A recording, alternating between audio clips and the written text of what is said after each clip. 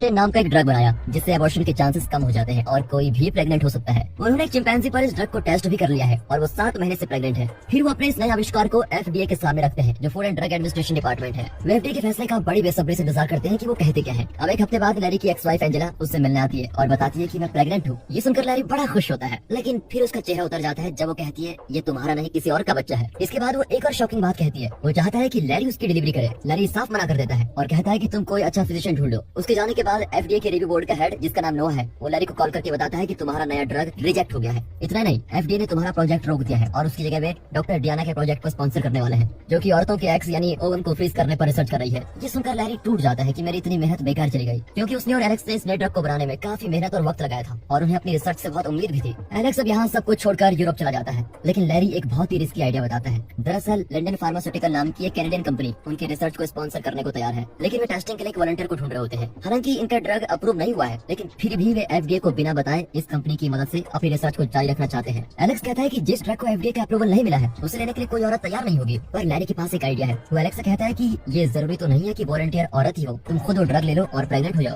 पहले तो एलेक्स नहीं मानता, लेकिन जरा सोच समझ कर वहाँ कर ही देता है। अब उन्हें एक औरत का ओवम चाहिए जिसे वे फर्टिलाइज कर सके। लैरी हिम्मत करके डायना के लैब में जाता है, वहाँ से एक ओवम चुरा लेता है जिस पर जूनियर लिखा है। वो उसे प्रोसेस करता है और एक फर्टिलाइज सेल को एलेक्स के शरीर में इंजेक्ट कर देता है। उस रात एलेक्स को सपना आता है कि उसका बच्चा बिल्कुल उसकी तरह दिखता है। वो चौंक कर उठ जाता है और खुद को लैरी के घर में पाता है। बाद में लैरी उसका यूरिन टेस्ट करता है तो पता चलता है कि एलेक्स प्रेग्नेंट हो गया है। दोनों बड़े खुश होते हैं कि उनका एक्सपेरिमेंट सफल हो गया। दूसरी ओर डियाना अपनी लैब में रिसर्च जारी रखती है। कुछ हफ्ते बाद एलेक्स को प्रेगनेंसी के सारे सिम्टम्स महसूस होते हैं। वो अचानक उल्टी करने लगता है और उसकी छाती में भी अजीब फील होता है। वो लैरी को परेशान कर देता है कि मुझे वॉक पे लेके जाओ, मसाज करवाओ, मुझे चक्कर आ रहे वगैरह वगैरह। अब उसका बिहेवियर देखकर डियाना पूछती है कि क्या तुम कोई ड्रग ले रहे हो? एलेक्स ना में जवाब देता है। उस रात एलेक्स प्रेगनेंसी की किताब पढ़ता है और खुद को आईने में देखता है। कुछ महीनों में वो बिल्कुल प्रेग्नेंट औरतों की तरह एकदम सेंसिटिव हो जाता है। वो टीवी पर ऐड देखकर फूट फूट कर रोने लगता है और डैडी बनने के सपने देखता रहता है। एक दिन लैरी किसी कन्वेंशन सेरेमनी के लिए तैयार हो रहा होता है। एलेक्स भी उसके साथ जाने की जिद करता है। जब लैरी मना करता है तो वो एक्सपेरिमेंट को बीच में रोकने की धमकी देता है। अब लैरी को उसकी बात माननी ही पड़ती है। कन्वेंशन में लैरी अपने कलीग्स को अपना सीक्रेट रिसर्च के बारे में सब कुछ बता रहा होता है, पर नोआ उसकी बातें सुन रहा होता है। नोआ को शक हो जाता है कि FDA के रूल्स के अगेंस्ट ये लोग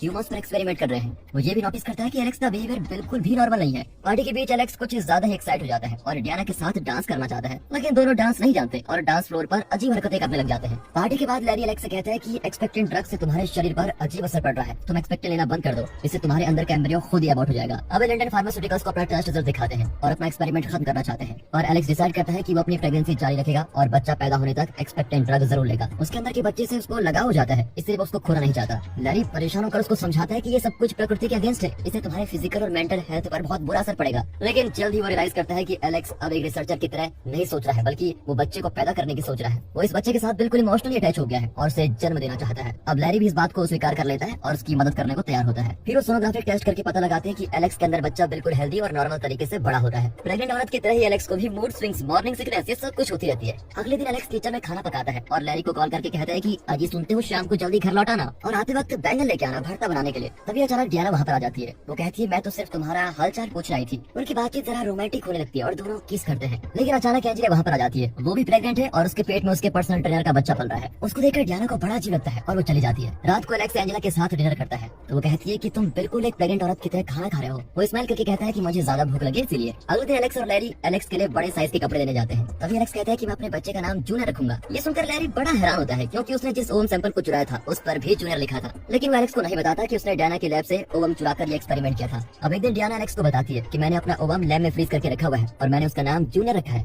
अब एलेक्स चौंक जाता है और खुद को संभालने के लिए डिनर से उठकर चला जाता है। वो लैरी से पूछता है तो वो कबूल कर लेता है कि हाँ मैंने डियाना की लैब से ओवम चुराया था। मतलब एलेक्स के पेट में जो बच्चा पल रहा है उसके पेरेंट्स एलेक्स और डियाना है। एलेक्स लैरी को खूब डांटता है। लैरी भी उस पर चिल्लाता है कि उल्टा चोर कोतवाल को डांटे, मैंने तो कहा था कि एक्सपेक्टेंट ड्रग लेना बंद कर दो, अबॉर्शन हो जाएगा, लेकिन तुम्हारे अंदर बाप की ममता जो जाग गई थी तुम मेरी बात सुनने को तैयार ही कहाँ थे। ये सब उसी का नतीजा है। अब एलेक्स को गुस्सा आ जाता है और वो लैरी से कहता है कि जूनियर से माफी मांगो। लैरी को बड़ा अजीब लगता है, लेकिन फिर भी वो माफी मांग लेता है। और तभी एलेक्स फील करता है कि बच्चा उसके पेट में फुटबॉल खेलता है। लैरी से कहता है कि मेरा पेट टच करके तो देखो देखो देखो कैसे हो रहा है। बदकिस्मती से एंजेला ये सब कुछ देख लेती है और गलत समझती है कि लैरी और एलेक्स पार्टनर्स हैं। रंगे हाथों पकड़े जाने के बाद लैरी उसे एलेक्स की प्रेगनेंसी के बारे में सब कुछ बता देता है। अब एंजेला शॉक के मारे वहीं फ्लैट। अगले दिन एलेक्स डियाना से माफी मांगने जाता है क्योंकि वो डिनर के पीछे उठकर चला गया था, लेकिन रास्ते में नोआ उसको देख लेता है। एलेक्स की शारीरिक स्थिति को देखकर वो समझ जाता है कि एलेक्स ने खुद अपने एक्सपेरिमेंट को अपने ऊपर यूज कर लिया है एलेक्स लैब में जाकर डियाना से माफी मांगता है और उसे अपने एक्सपेरिमेंट के बारे में सब कुछ बता देता है और ये भी बता देता है कि लैरी ने तुम्हारा ओवम चुराकर मुझे दे दिया था। अब मैं तुम्हारे बच्चे की माँ बनने वाले हूँ, सॉरी मेरा मतलब बाप बनने वाला हूँ।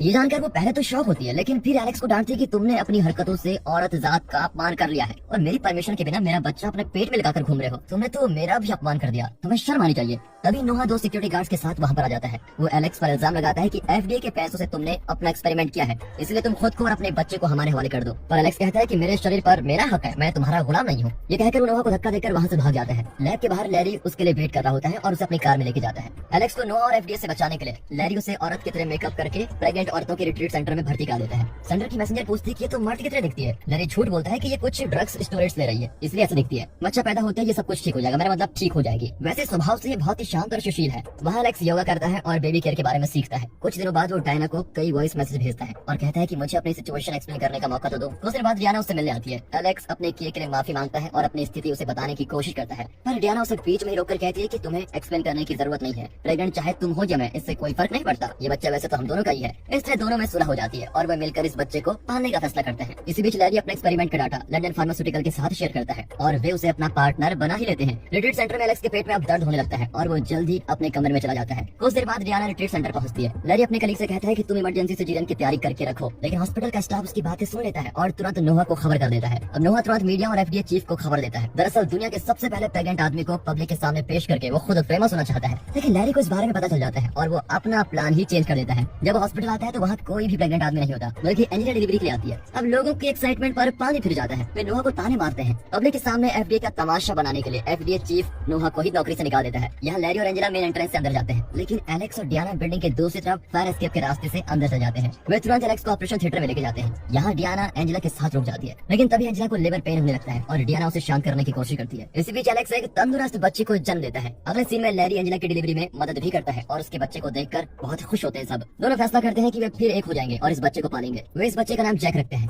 एक साल बाद दिखाते हैं कि दोनों परिवार वेकेशन पर हैं। जैक और जूनियर का बर्थडे सेलिब्रेट कर रहे होते हैं। तब बताते हैं कि डियाना प्रेग्नेंट है। इस खुशी के मौके पर एंजेला कहती है कि मुझे भी दूसरा बच्चा चाहिए, लेकिन मैं प्रेगनेंसी और डिलीवरी का दर्द दोबारा नहीं सह सकती। इस पर एलेक्स कहता है कि आप नहीं करना चाहती हो तो क्या, मेरी ड्रग की बदौलत अब लैरी भी प्रेग्नेंट हो सकता है। ये कहकर सब लैरी को घूरने लगते हैं। लैरी बेबस होकर सोचता है कि मैं बकरा नहीं बनूंगा और इसी के साथ ही मूवी यहाँ पर